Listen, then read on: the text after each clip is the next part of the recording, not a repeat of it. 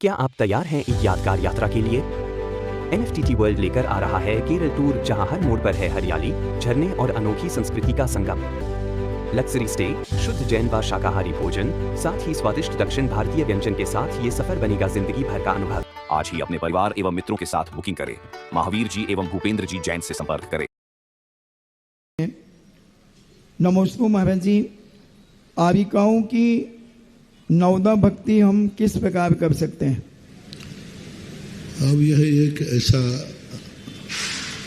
विषमवाद का विषय है, इसमें कई बार इसकी स्थिति बन गई है। बस यही है कि यदि आपको पूज्य गुरुदेव आचार्य विद्यासागर महाराज के ऊपर विश्वास है, उनको यदि प्रमाणिक मानते हो, तो उनके द्वारा दीक्षित हमारे संघ की जितनी आरिकाएँ हैं, आप उनकी चर्या देख लीजिए और आपको यदि पसंद आती है और आचार्य श्री की प्रमाणिकता आपको लगती है, तो हम तो यही कहेंगे कि मेरे गुरु ने जो परंपरा चलाई है वही प्रमाणिक है, आगम सम्मत है।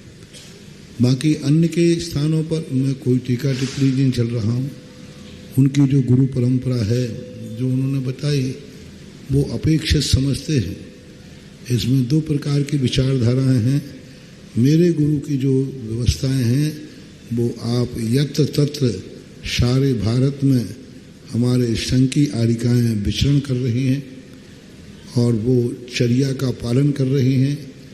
आप खुद देख लीजिए, जान लीजिए। यहाँ छेड़ करके खामोखा में आपको जो चीज़ आंखों से दिखती हो उसके संबंध में पूछना आपका प्रश्न खुरापाती लग रहा है। आपका प्रश्न मधुमक्खियों के छत्ते को छोड़ रहा है। आप शांति से बैठना पसंद नहीं कर रहे। आप सोच रहे हैं कोई ना कोई है।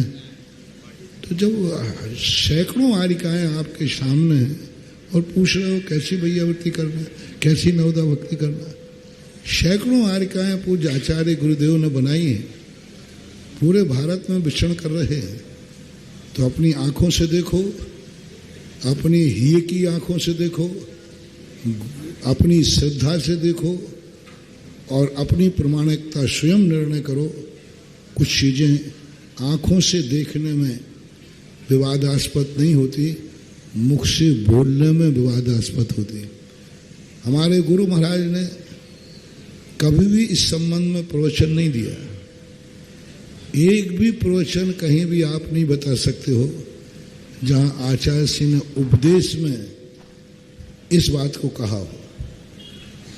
उन्होंने आरिकाओं को दीक्षा दी, आरिकाओं की विधि बताई, आरिकाओं को सब कुछ बताया, लेकिन उस विधि को उन्होंने प्रवचन का रूप नहीं लिया। क्योंकि कल अन्य लोग जो हैं, अन्य गुरु परंपराएं हैं, उन परंपरा में कोई विषमवाद की स्थिति न बने तो अच्छा है।